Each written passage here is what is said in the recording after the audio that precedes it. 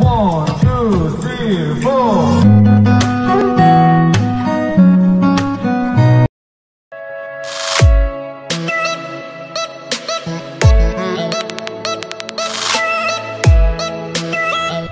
Jika hari Kamis manis dan hari Jumat berkah, kenapa hari Minggu nggak jalan-jalan? Kamu tahu kan gambar burung di Traveloka lebih langsing daripada gambar burung di Twitter? Itu tandanya traveling jauh lebih sehat daripada ngabacot.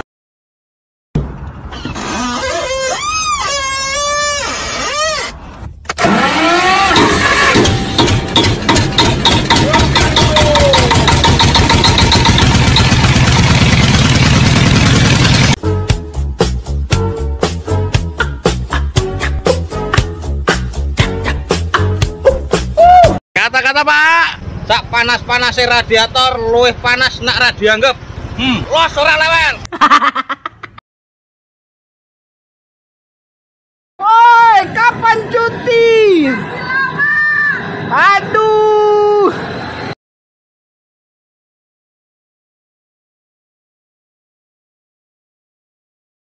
Woi, liburan lah liburan. Wah, healing kita healing. Working mulu, iya. Kalau jalannya cuma lurus dan mulus, terus apa tantangannya? Ingat kawan, hal-hal hebat butuh perjuangan yang hebat. Kata Imam Syafi'i, paling tidak 5 hal yang menjadi alasan kenapa kita harus pergi kemana-mana.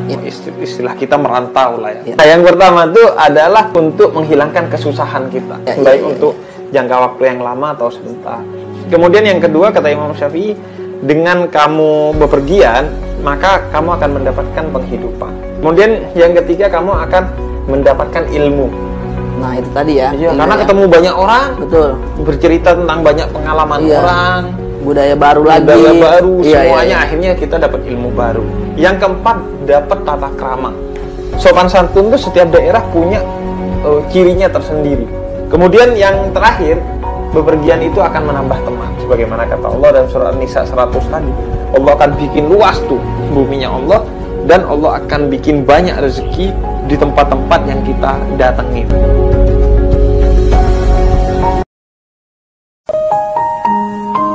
Hidup ini bukan tentang apa dan berapa yang kita miliki, tapi apa dan berapa yang bisa kita nikmati untuk kita syukuri dengan cara syukur yang benar.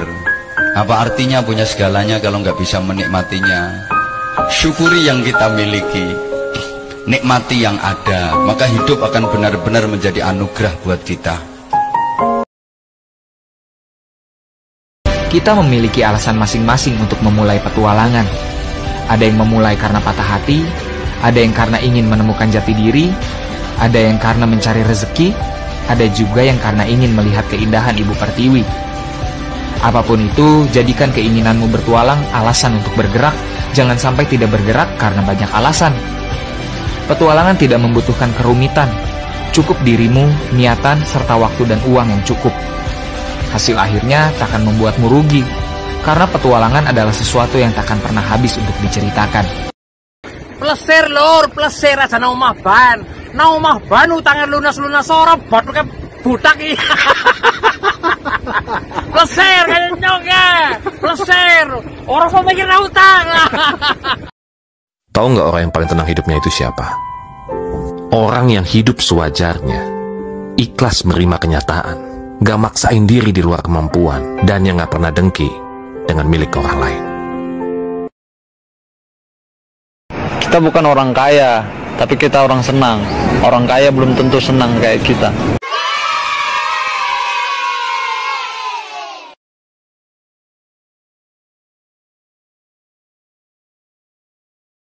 Ada sebuah pertanyaan yang belum saya temukan jawabannya sampai hari ini.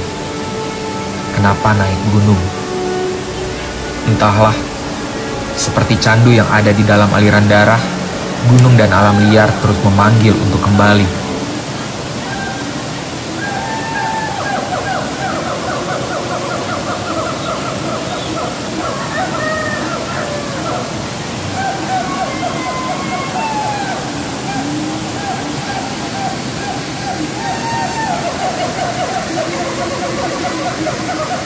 video ini gue cuma pengen bilang sama kalian, pekerjaan kita yang melelahkan adalah impian para pengangguran. Harta kita yang sedikit adalah impian bagi mereka yang terlilit hutang. Rumah kita yang kecil adalah impian bagi mereka yang tinggal di jalanan. Dan gak perlu jadi juara untuk jadi pemenang, gak perlu jadi kaya untuk bisa berbagi dengan sesama. Karena bukan tentang siapa yang paling banyak memberi, tapi tentang siapa yang paling ikhlas dalam berbagi. Wajar jika wajahku burik karena mainku di bawah terik, bukan di bawah gemerlap lampu diskotik. Musik.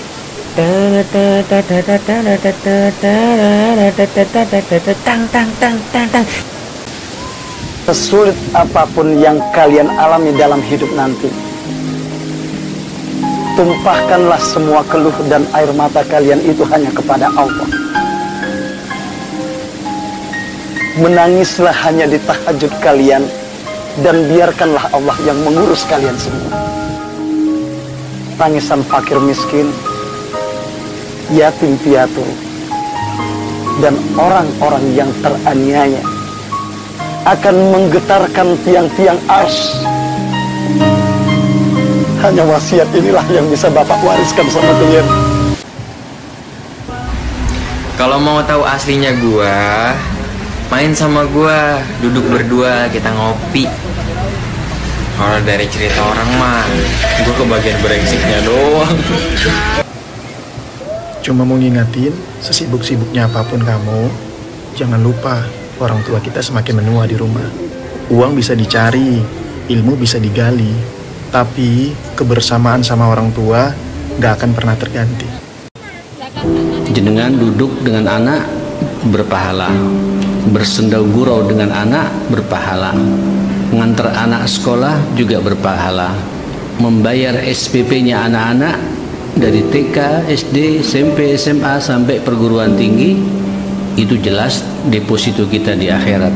Makan yang kita berikan pada anak kita itu semua punya catatan. Artinya anak itu nikmat yang harus kita syukuri kepada Allah Subhanahu wa taala. Makanya orang tua yang bijak tidak akan banyak mengeluh tentang masalah anak.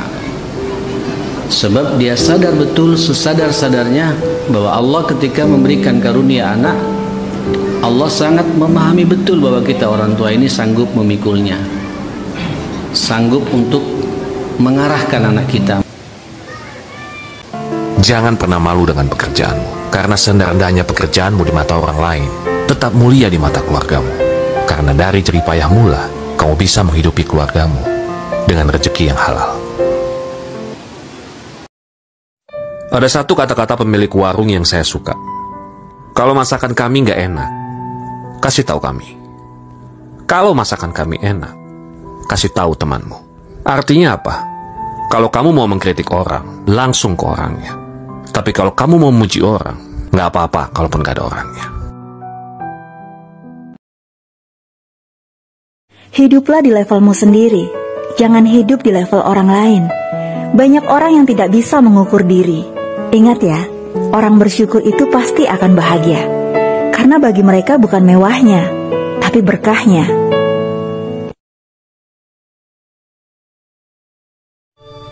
Ingat pesan Abah. Suksesmu tidak diukur dari seberapa banyak uangmu, tetapi dari seberapa banyak orang yang kau ringankan bebannya. Ingat pesan Abah.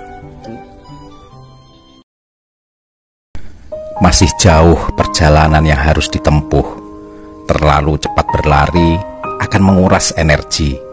Tidak apa berjalan pelan, agar tetap bisa bertahan. Sesekali juga boleh berhenti, sekedar menghela nafas, menghibur diri, lalu melangkah lagi. Kesabaran itu seperti payung. Payung gak membantu untuk menghentikan hujan, tapi payung bisa membantumu melewati hujan. Begitu juga dengan kesabaran. Kesabaran tidak langsung mengubah keadaanmu, tapi kesabaran bisa membantumu melewati segala permasalahan.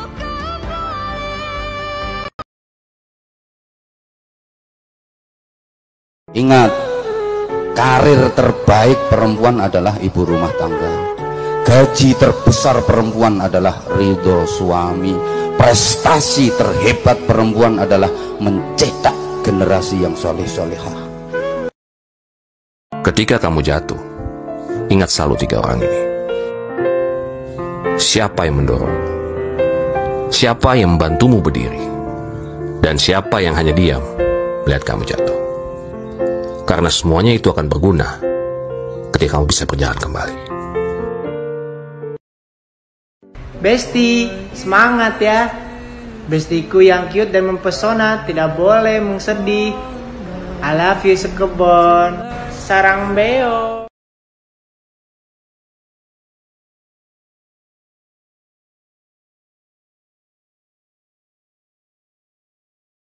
Semakin bertambah usia, lu akan semakin sadar bahwa lu gak butuh drama.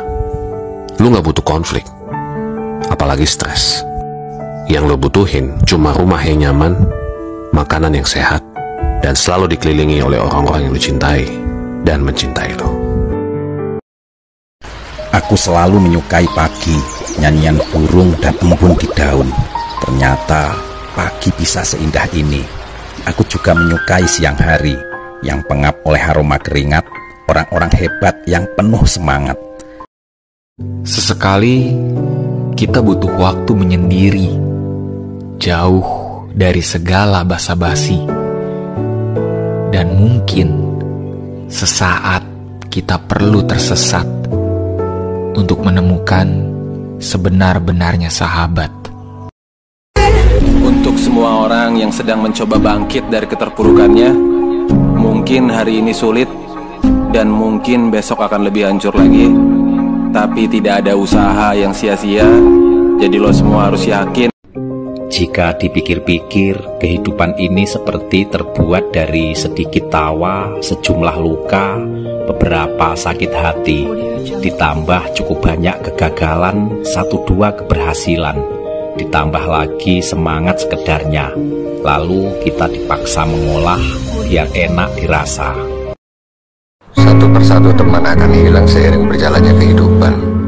Bukan karena kita tidak setia kawan, namun karena waktu yang akan memisahkan. Perbedaan pemilihan jalan bukan berarti harus bermusuhan. Teruntuk semua teman-teman lamaku, selamat berjuang kawan. Sukses selalu untuk kalian. Jika memang jalannya saling berpapasan, kita pasti akan jalan beriringan. Tuhan, terima kasih untuk hari ini, untuk lelah yang semoga berkah, untuk segala usaha yang semoga berubah. Mungkin aku hanya butuh istirahat sejenak, dan esok aku akan berjuang lagi. Manusia nggak akan pernah tahu dengan pasti di mana dia harus menjemput rezekinya. Ada yang kita pikir rezeki kita, ternyata bukan.